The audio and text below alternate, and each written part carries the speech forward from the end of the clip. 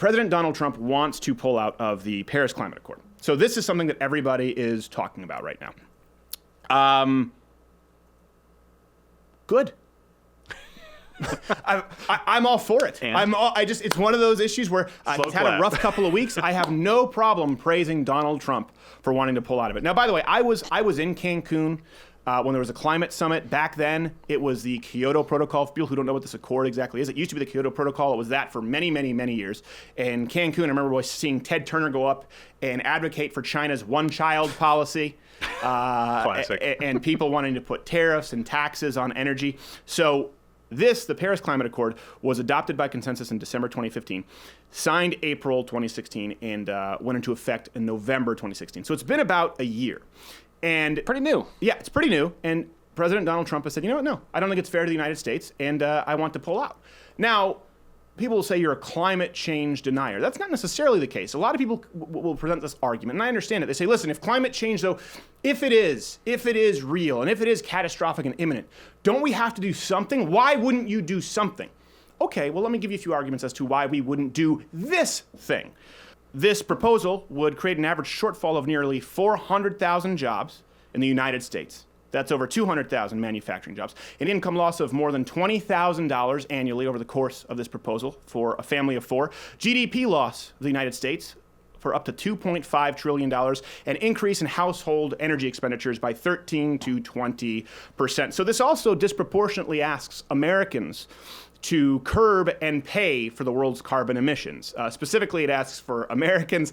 America, India, and China are the ones that they claim are the biggest, carbon emitters. But then if you look at the list of people who've pledged the most amount, the United States, right at the top. China, nowhere on that list. None. Yeah, I'll get right on that. You expect these other third world countries who have no EPAs, they couldn't care less about environmental regulations to play on an even playing field alongside the United States. So what ends up happening? It ends up hurting the United States economy. And as with everything else, we're the world's greatest peacekeeping force, we're the world's greatest humanitarian force. They want us to foot the bill for everybody else's carbon emissions. And here's what's so telling. There is almost a direct correlation between carbon emissions and advancement in technology and innovation. And thank God for the United States and their advancement in innovation. And this bill would disproportionately harm the American populace. The term globalist has been thrown around so flippantly it's lost all meaning. This is a globalist bill with other foreign governments having the right to mandate, to create sanctions, and tell Americans what they can and can't do with their economy, with their energy. This bill is basically asking the United States economy to just bend over and take it.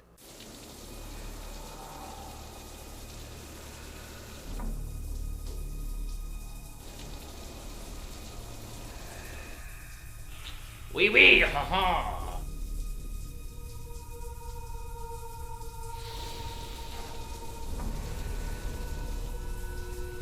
Righto!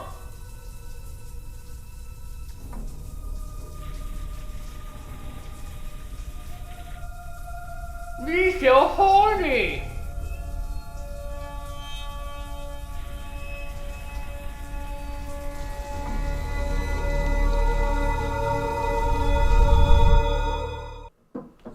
We're going to have Gary Wilson on after this to discuss the negative ramifications of pornography. That's the kind of show you signed up for. What we're talking, I was watching CNN this morning, and they were talking about green energy jobs. And it was telling me because someone was talking about, how we need to access all of our energy resources right now, whatever that is, with fracking, coal.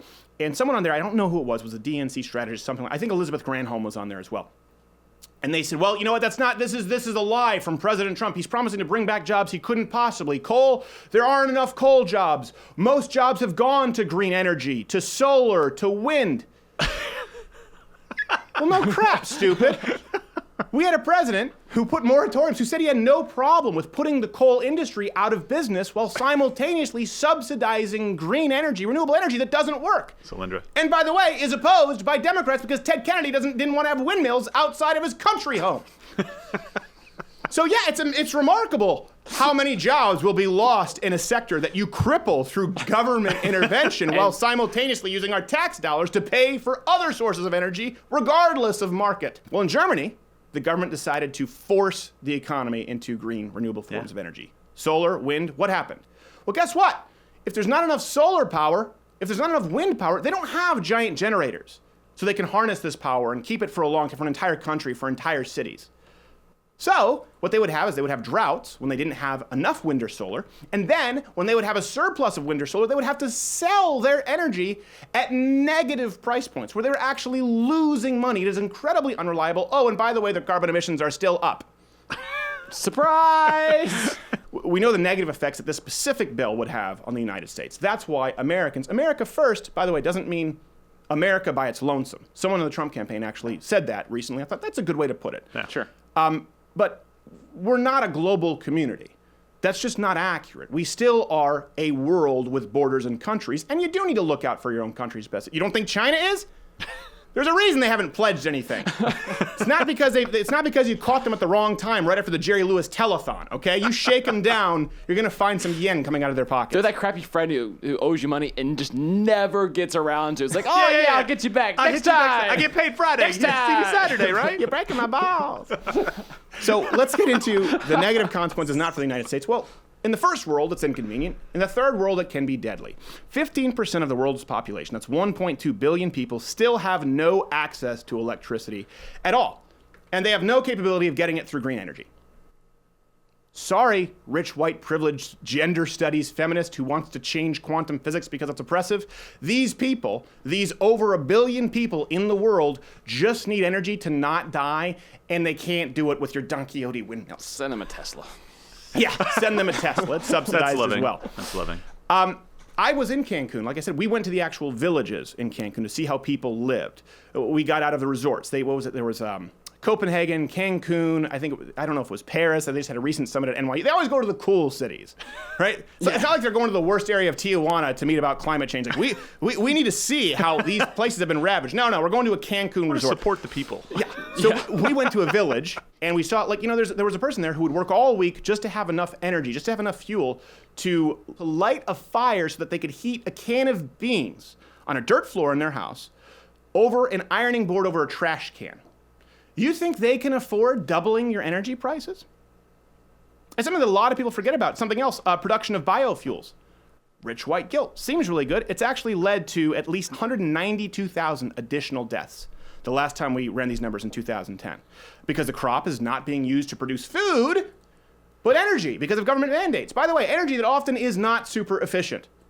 So if you look at the worst estimates from the World Health Organization, they estimate that 141,000 people die annually because of man-made climate change. And that's a very generous estimate.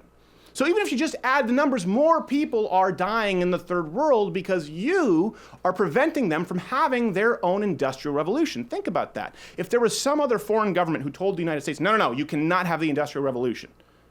If they said, sorry, Mr. Ford, no automobile. Sorry, no internet.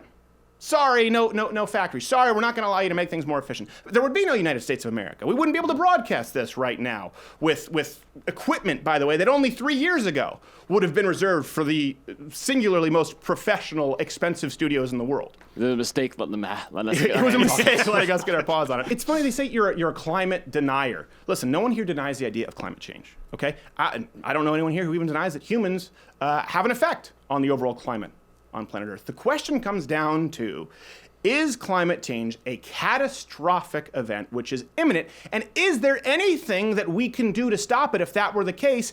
If so, what are the direct effects of the Paris Climate Accord? How would that stop this Earth from warming 1 degree over the next 100 years? Although actually, remember, NASA said in the next 50 years it's going to drop half a degree, then go up a degree. What would this do? Because we're going to give up hundreds of thousands of jobs and we'll potentially kill millions of people in the long term in third world countries, preventing them to thrive through innovation and energy. Because, paying an extra, 2-3-fold for your gas, for your groceries, for anything that requires energy or transportation here in the first world, yeah, it's cost prohibitive, it's annoying, it's inconvenient, it will plunge people into the depths of extreme poverty, kind of like you see with Venezuela, but it's not deadly. In the third world, it kills people. Hey, this video is taken as a clip from the full show, daily show at louderwithcrowder.com/mugclub, where it's available exclusively $69 a year. That's less than $6 a month, less than 2 expensive cups of coffee, or you can feed an African child. But why would you want to do? Just buy coffee or join the Mug Club. Daily show, louderwithcrowder.com/mugclub. See you there. Don't feed children.